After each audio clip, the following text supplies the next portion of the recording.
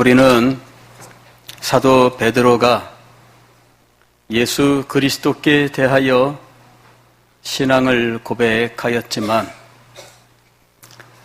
사탄이라고 하는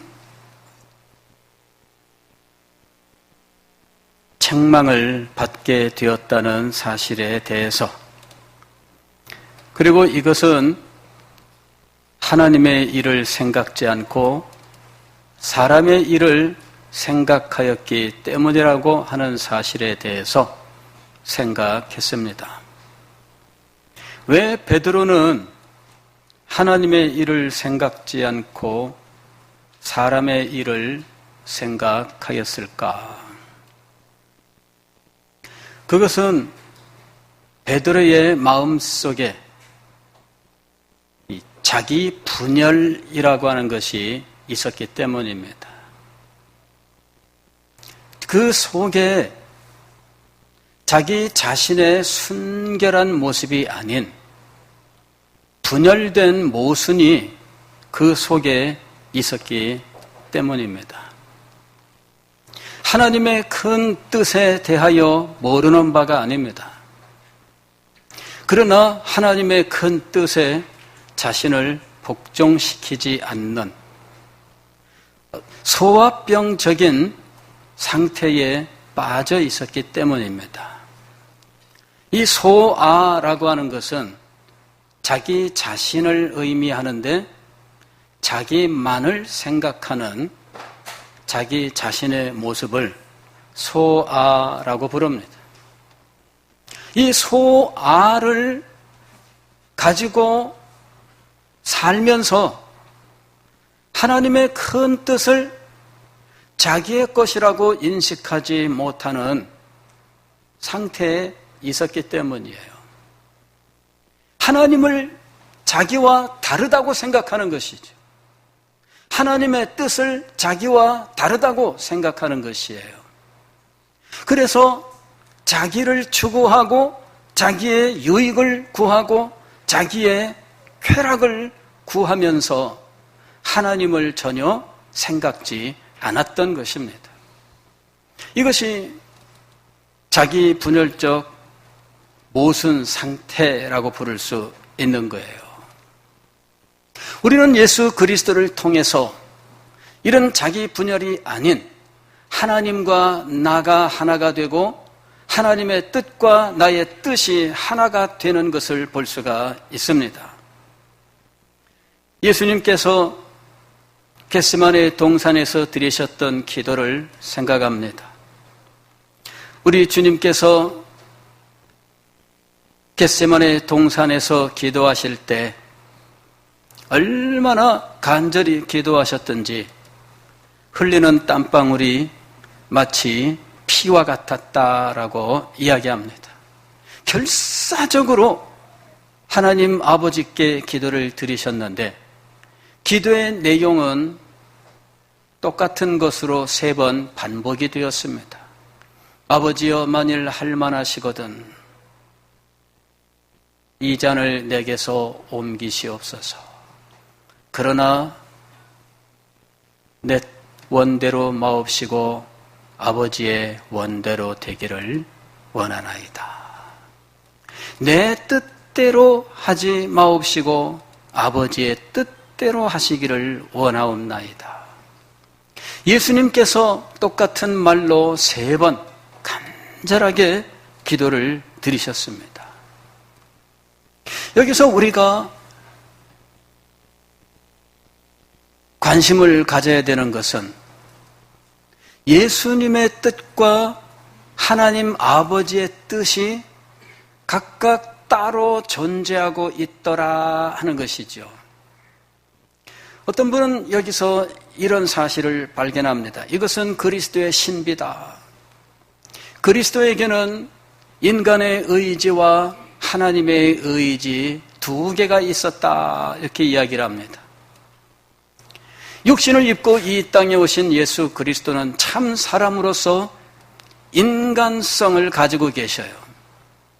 그러나 하나님으로서 신성을 가지고 계십니다. 그래서 예수 그리스도는 참 하나님이시며 참 사람, 즉 신성과 인성을 가지신 분이시다라고 말합니다. 이것이 바로 그리스도의 신비예요.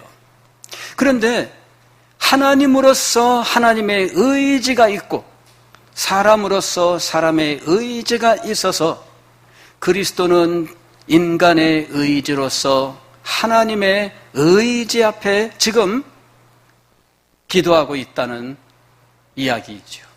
이것이 그리스도의 신비다. 저는 여기 말씀을 대할 때마다 늘 풀 수 없는 수수께끼 하나가 있었는데, 그것은 비록 예수님께서 인간의 의지를 가지셨으나 그 인간의 의지가 하나님의 의지, 즉 하나님의 뜻과 달랐을 수 있는가 하는 것입니다. 요한복음 4장 32절 말씀을 보면 사마리아 땅에서 제자들에게 하신 말씀이 있습니다. 나의 양식은 나를 보내신 이의 뜻을 행하며 그의 일을 온전히 이루는 이것이니라. 예수 그리스도는 당신의 양식을 나를 보내신 이의 뜻을 행하며, 즉 아버지의 뜻을 행하며 그의 일을 온전히 이루는 것이다 라고 말씀하셔요. 아버지의 뜻을 당신의 양식으로 삼아서 날마다 아버지의 뜻을 마음에 새기고 그 뜻을 붙들고 모든 일을 행했다는 것이죠.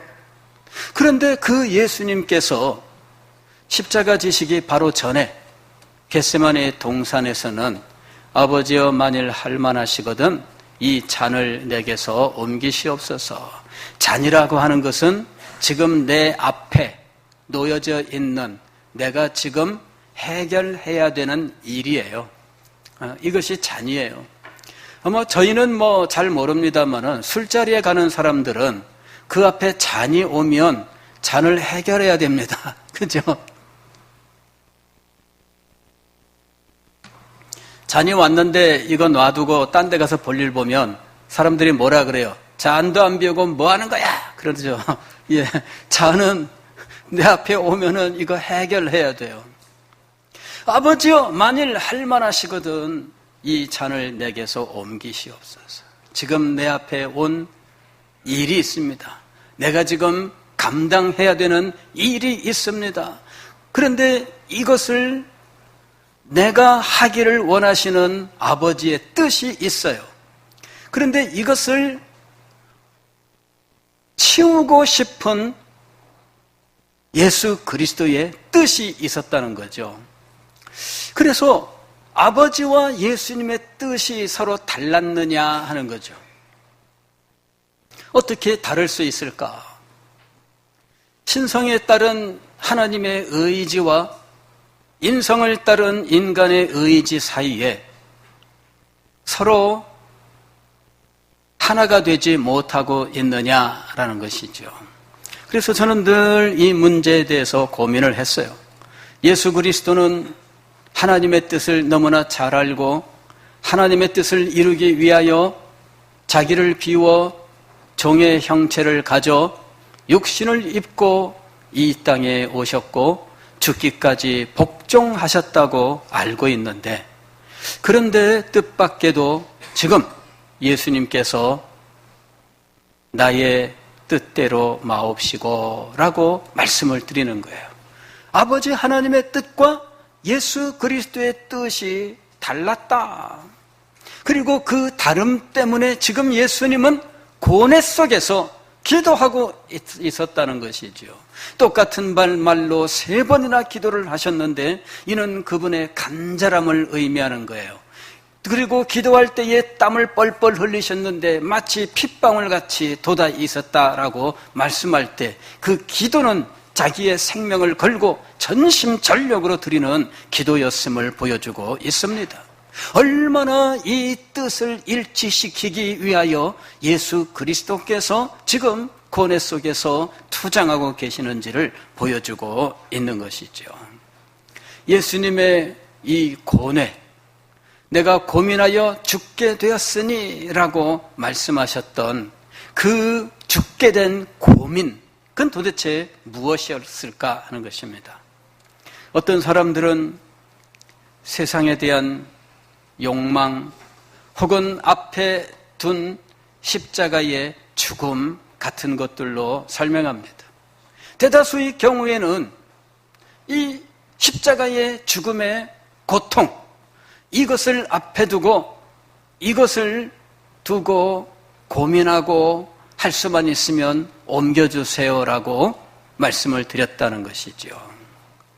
그런데 저는 죽음에 대해서도 이것이 예수님께서 이렇게까지 힘쓰고 애쓰고 모든 힘을 다 기울일 만한 문제였을까 하는 의심이 들어요. 사람들 중에도 대의를 위하여는 죽음을 기꺼이 맞이하는 사람들을 수없이 볼 수 있습니다. 그런 사람들이 죽음의 공포, 죽음의 아픔 때문에 뒤로 물러섰다, 그런 경우들 여러분 찾아볼 수 없습니다.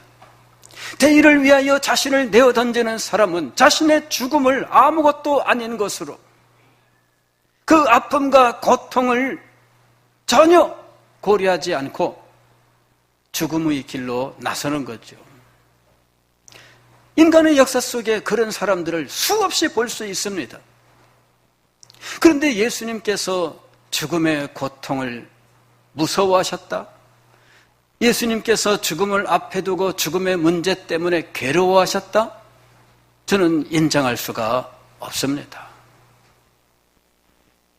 평범한 인간들 중에도 얼마든지 죽음을 무릅쓰는 사람들이 있어요. 6.25 전쟁 때 북한군 탱크가 내려올 때 폭탄을 안고 탱크 밑에 들어가서 뻥 하고 터져서 죽었다 하는 이런 이야기들이 있습니다. 실화겠죠? 예.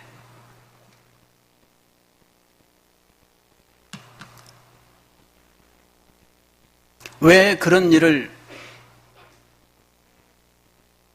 할 수 있었을까요? 도대체 그 사람들은 무슨 용기로 그것을 할 수 있었을까요? 대의가 있었어요. 대의가 있으면 할 수 있어요. 예. 그 사람들의 대의는 내가 이 적을 막아야 우리 부모, 형제, 우리 자녀들이 산다라고 하는 이것이 그들에게는 대의였던 것이죠. 그래서 자신의 생명을 아까워하지 않고 죽음의 공포를 두려워하지 않고 나갔던 것이죠. 인간 중에도 그런 사람들이 수없이 있는데 죄인들을 위해서 십자가에서 우리를 위하여 죄값을 대신 감당하시고자 하시는 예수 그리스도, 이미 이 모든 일은 창세 전에 결정된 일이고 그 일에 기꺼이 자신을 들이셨던 분이 막상 그 순간이 왔을 때 그 죽음을 무서워했을까? 저는 인정할 수가 없습니다. 도대체 예수님께서 지금 당신 앞에 와 있는 이 십자가의 잔, 지금 해결해야 되는 이 문제를 왜 앞에 두고 그 큰 고뇌 속에 계셨을까? 어떤 분이 이에 대해서 답을 주었는데 죄의 문제 때문이었다. 죄의 문제 때문이었다. 예수 그리스도는 육신을 입고 이 땅에 오신 분이시지만 죄는 없으시니라. 무죄한 분으로서 이 땅에 오셨고 무죄한 분으로서 하나님의 일을 하셨던 분인데 다른 모든 일과 달리 십자가는 예수님 자신이 죄인이 되는 사건이었습니다. 죄가 없으신 분이에요. 자기를 비우시고 육신을 입고 이 땅에 오신 분이시지만 그럼에도 불구하고 죄의 무서움, 죄의 그 추악함, 죄의 그 더러움, 이런 것들을 예수 그리스도께서 무릅써야 되는 일이라는 것이죠. 죄의 실체와 죄의 실상을 누구보다 잘 알고 계시는 예수 그리스도께서는 십자가 위에 매어 달리는 것이 하나님의 저주를 받은 일이라는 것이라는 것을, 그리고 예수 그리스도는 십자가 위에서 죄악 덩어리가 되었다고 하는 사실을 너무나 잘 알고 계시기 때문에 순결하고 거룩하신 이 분이 이 죄의 문제로 인해서 고뇌하셨다라는 것입니다. 이 사건은 죄의 문제가 얼마나 심각한지, 죄가 얼마나 추악한 것인지, 그리고 죄로 말미암은 저주가 얼마나 무서운 것인지를 우리들에게 보여주고 있는 것입니다. 죄는 죽음보다 무서운 것입니다. 죄는 죽음보다 더 고통스러운 것입니다. 죄는 무지하신 하나님이 그 죄인으로 낙인 찍히는 이런 사건 속에서 고뇌하고 어려워해야 될 만한 일이었다는 것입니다. 더 나아가서 이것은 우리에게 대한 모범이었습니다. 즉 예수 그리스도는 하나님의 뜻에 굴복하는 그리스도인의 삶의 모습을 우리들에게 모범으로 보여주셨던 것이에요. 우리 앞에는 하나님의 뜻이 우리가 해결해야 될 당면 문제로 주어져 있습니다. 그럴 때마다 이 뜻에 우리가 순복해야 되는데 이 순복이 얼마나 힘들고 어려운지, 그러나 순복해야 된다라고 하는 것을 보여주고 있는 거예요. 하나님의 뜻과 나의 뜻이 분리가 되는 이 일, 이거는 인간의 범죄로 말미암아 일어난 일이에요. 아담과 하와가 범죄했을 때 아담과 하와의 생각 속에 들어온 사탄의 생각이 있었습니다. 사탄은 생각에 실마리를 넣어주었어요. 과연 하나님께서 동산에 있는 모든 과일을 먹지 말라고 하셨느냐? 그리고는 동산 중앙에 있는 선악을 알게 하는 나무의 과일을 먹지 말라 하셨다. 그리고 그걸 먹으면 죽을까 하노라. 아니다. 이 아니다라고 하는 것을 넣어줘요. 그러면서 하나님에게는 다른 의도가 있다. 그것을 먹으면 네가 하나님과 같아질까 봐 그런 거야. 이 생각을 넣어주니까 인간은 생각하고 또 생각하는 존재예요. 그리고 생각하면 생각할수록 인간은 수없이 이 생각을 더 많이 만들어내는 존재입니다. 마치 세균이 들어오면 이 세균이 적당한 환경에서 계속해서 늘어나는 것과 같은 거예요. 세균은 점점점 늘어나요. 그래서 나중에는 온 천지 사방이 세균으로 가득 차게 되는 거죠. 여러분, 음식을 놓아두면 어떻게 돼요? 아주 맛있고 신선했던 음식이 며칠 지나는 사이에 변하지요? 아, 음식이 쉬었어. 갖다 버려. 그래요. 왜 그런 일이 일어났을까요? 공기 중에 있는 세균이 음식에 들어가서 음식 안에서 계속해서 이 분열을 하면서 점점 음식을 가득 채운 거예요. 세포가 가득 찬 음식, 그게 바로 부패한 거죠. 인간의 생각 속에 사탄이 넣어주는 생각의 실마리가 들어와 인간은 이걸 가지고 놀기 시작을 해요. 우리의 이성은 생각의 실마리를 가지고 자기 혼자 열심히 놀아요. 그러는 동안에 이 생각 속에 사탄이 넣어준 생각이 계속해서 배양되고 복제되고 늘어나면서 그 인간의 생각이 부패하게 되는 거예요.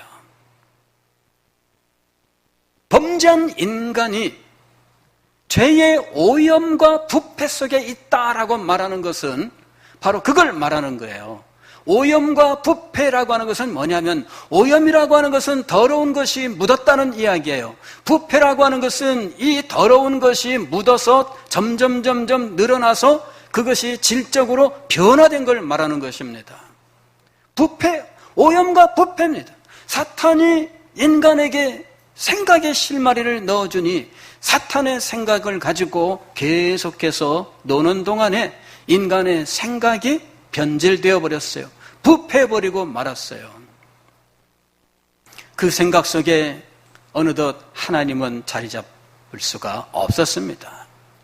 인간이 인생관을 형성하는데, 즉 자기가 어떻게 살아야 하는지를 자기 마음속에 정하는데, 그럴 때 하나님이 그 인생관 속에 자리 잡지 못합니다. 왜? 이미 부패했기 때문이에요. 생각 자체가 사탄이 넣어준 이 생각이 오염되고 부패되어서 그의 생각하는 모든 것들이 변화되었는데, 사탄의 생각이 인간의 생각을 장악하게 되었어요. 인생관, 가치관, 삶의 목적 모두 다 변질되어 버립니다. 그 안에 하나님이 없어요.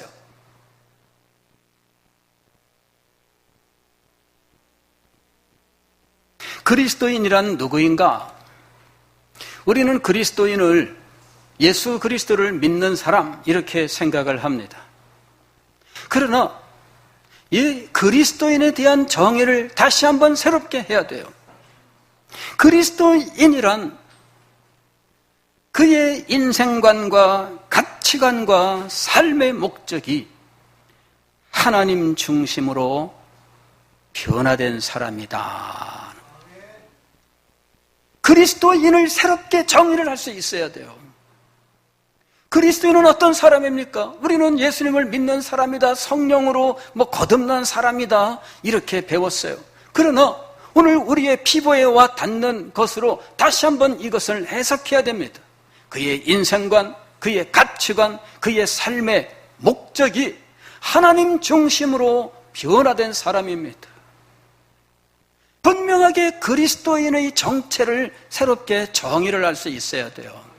예수님을 믿는 사람은 우리의 정체를 다 드러내지 못해요. 교회 다니는 사람, 그리스도인을 다 드러내지 못합니다.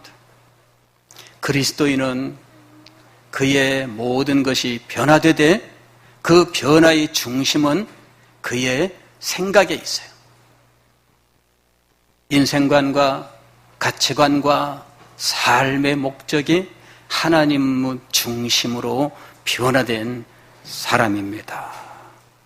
고린도후서 5장 17절 말씀에, 그러므로 누구든지 그리스도 예수 안에 있으면 새로운 피조물이라. 이전 것은 지나갔으니 보라 새 것이 되었도다. 그런데 무엇이 새롭게 되었을까요? 생각에까지. 즉 그 사람의 생각이 변화된 거예요. 하나님께서 그의 마음속에 들어오셨고 하나님이 그 삶의 주인이 되셨습니다. 그리고 하나님께서 주신 삶의 목적을 가지고 살아가는 사람이 되었다라고 하는 거예요. 그리스도인은 하나님의 뜻을 가장 중요하게 여깁니다. 마태복음 7장 21절 말씀을 보면, 나더러 주여 주여 하는 자마다 천국에 들어갈 것이 아니요 다만 하늘에 계신 내 아버지의 뜻대로 행하는 자라야 들어가리라. 하나님 나라에 들어가기 위하여 무엇이 필요하다고요? 하나님의 뜻대로 행하는 것이 필요하다. 자, 우리는 여기서 자기 분열이 어떻게 이루어진 걸 알아야 돼요. 우리는 우리가 생각하는 것이 나의 모습이라고 생각해요. 내가 하나님을 사랑해요. 그것이 내 모습이라고 생각해요. 그런데 예수님은 뭐라고 말씀하시느냐 하면 내 아버지의 뜻대로 행하는 자라야, 행하는 자라야. 즉 내가 생각하는 것이 내 모습이 아니라 내가 행하는 것이 나의 진짜 모습이라는 거예요. 여러분, 이 차이를 아실 수 있겠어요? 내가 하나님 사랑합니다 그러는데 행동으로는 하나님을 사랑하는 모습이 없어요.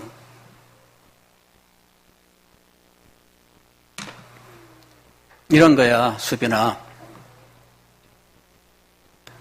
엄마 사랑해요. 이렇게 얘기했어요. 근데 왜? 수빈이가 엄마 사랑해 그러니까 징그러워? 예. 굉장히 사랑합니다. 수빈이가 제가 얼마 전에 말씀을 들었어요. 우리 이양아 집사님한테. 그랬더니 수빈이가 엄마를 얼마나 끔찍하게 생각하는지 정말 칭찬합니다. 예. 근데 이 사랑합니다 이렇게 얘기하는데 엄마 속만 썩여. 그럼 어떻게 돼요? 말과 행동이 달라요. 예. 무엇이 그 사람의 진면목일까요? 우리는 사랑한다는 그 사람의 마음이 진면목일 거라고 생각해요. 근데 이 아이 때문에 엄마가 얼마나 고생하는지. 어이구, 이 녀석 말도 안 듣고 공부도 안 하고 맨날 게임만 하고 그냥 속만 썩인다. 자, 그러면 엄마를 사랑하는 건 맞아요. 그러나 행동은 어때요? 행동은 엄마 속 썩이고 있거든요. 그러면 이 사람의 무엇이 진면목일까요? 한번 생각해 보세요. 우리가 목표하는 것은 이 마음과 행동이 서로 별개로 작용하는 것이 아니라 하나로 합쳐지는 거예요. 이게 나뉘어진 건 뭐라고 불러요? 분열이라고 불러요. 분열. 그래서 자기 분열이라고 이야기하는 겁니다. 마음으로는 원하는데 행동으로는 안 되는 거예요. 예수님께서 겟세마네 동산에 제자들에게 말씀하셨잖아요. 너희가 한시도 나와 함께 깨어 있을 수 없더냐? 예수님이 그렇게 간절하게 기도하시는데 제자들은 쿨쿨 잠자고 있었어요. 그래서 예수님께서 제자들에게 말씀하셨습니다. 마음에는 원이로되 육신이 약하도다. 마음과 육신이 서로 하나가 되지 않고 분리되어 있었어요. 마음과 실천이 분리되어 있었어요. 마음과 삶이 분리되어 있었어요. 이게 자기 분열입니다. 일치가 되지 못해요. 마태복음 12장 50절 말씀을 보면 누구든지 하늘에 계신 내 아버지의 뜻대로 하는 자가 내 형제요 자매요 모친이니라. 예수님이 가버나움에서 가르치실 때 많은 사람들이 둘러싸고 있었는데 예수님의 모친과 형제들이 예수님이 미쳤다 하는 소문을 듣고 예수님을 집에 데리고 가려고 왔어요. 제자들이 예수님에게 문 밖에 있는 이 가족들을 이제 가족들에 대한 말을 전한 거죠. 밖에 모친과 형제들이 와 있습니다. 그때 예수님께서 말씀하신 거예요. 누구든지 하늘에 계신 내 아버지의 뜻대로 하는 자가. 즉 하나님의 뜻은 내가 사모하여 사랑한다 하는 그 정도에서 머물러서는 안 됩니다. 그런 사람은 많아요. 하나님의 뜻을 사랑하십니까? 하나님의 뜻대로 행하기를 원하십니까? 원하는 것까지는 다 해요. 하나님의 뜻대로 행하십니까? 여러분, 원하는 건 돈이 안 들어요. 원하는 거는 피를 흘릴 필요가 없어요. 원하는 거는 그냥 여러분이 마음속으로 그래요, 아멘, 그러면 끝나는 거예요. 그래서 마음으로 원하는 사람들이 많아요. 그리고 마음으로 원하기 때문에 다 됐을 거라고 생각하죠.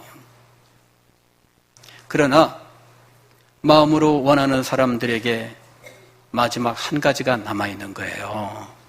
그 원하는 것을 어떻게 하라? 행동으로 옮겨라. 실천하라. 다시 말씀을 드리면 순종하라, 그 얘기예요. 순종하라. 마음에 원하는 것으로 다 했다고 생각하는 것이 우리의 문제입니다. 자기 부인, 이것도 우리가 마음으로 원하는 것으로 다 했다고 생각합니다. 그러나 실제로는 자기를 버리지 못하죠. 이게 우리들이 가지고 있는 문제예요. 우리는 하나님의 말씀을 대하면서 하나님을 힘써 알자. 하나님의 뜻을 힘써 알자. 그러나 거기서 그치면 안 됩니다. 하나님의 뜻에 자신을 굴복시키자. 이게 자기 부인입니다. 이 자기 부인이 없이는 우리는 하나님의 나라에 들어갈 수 없어요. 자기 부인이 없이는 하나님께서 주신 일을 감당할 수가 없어요. 자기 부인이 없이는 하나님의 나라를 이룰 수가 없어요. 자기 부인이 없이는 하나님의 교회를 바로 세울 수가 없습니다.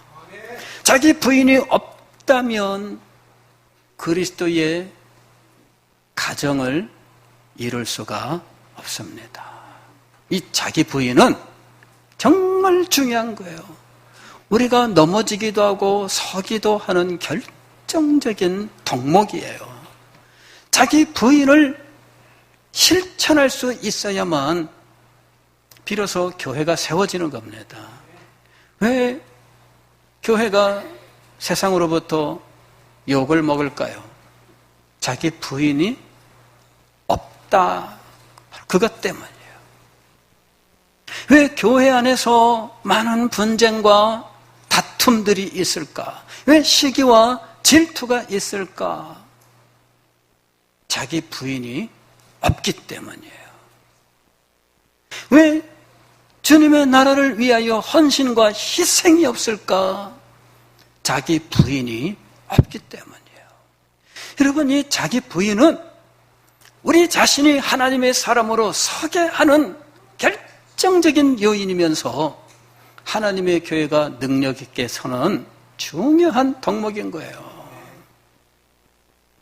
그래서 예수님께서 수시로 제자들에게 교훈하셨던 겁니다.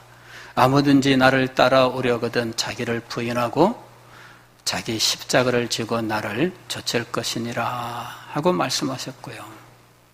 십자가를 향해 나아가는 그 결정적인 순간에도 아무든지 나를 따라오려거든 자기를 부인하고 자기 십자가를 지고 나를 좇을 것이니라. 예수님께서는 이 말씀을 여러 차례 하셨어요. 왜? 이것이 그리스도인의 삶의 모습을 가장 잘 표현하고 있는 말씀이기 때문이에요. 사랑하는 성도 여러분, 왜 하나님의 일을 생각지 않고 사람의 일을 생각하는지 아십니까? 그것은 자기 부인을 하지 못하기 때문이에요. 하나님의 뜻과 인간의 뜻이 분리가 되는 이 분열의 상태에 있고 인간 자신도 원하는 것과 행하는 것이 일치하지 않는 이중 분열의 상태에 있기 때문에 우리는 하나님의 뜻과 너무나 멀리 지내고 있는 것입니다. 이것을 이겨내야 돼요. 자기 부인의 길을 가야 원하는 것과 행하는 것이 분리된 것을 고칠 수 있고 하나님의 뜻과 나의 뜻이 분리되어 있는 것을 하나로 합칠 수 있는 거예요. 그래야 비로소 우리는 십자가의 길을 갈 수 있는 것입니다. 기도하겠습니다.